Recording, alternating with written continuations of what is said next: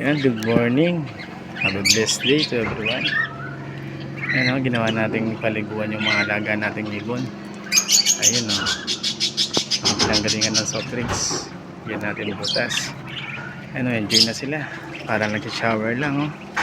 Tayo nga, init na init sa panahon. Ayan o, enjoy sila. O, diba? Ayan. Kasi tayo nga, init na tayo. Yan. Eh dahil medyo maaga pa bago tayo maglalako ng Graham. Yun o. Wala silang shower. Ito, may yayin tong mga to. Yan. Yan o.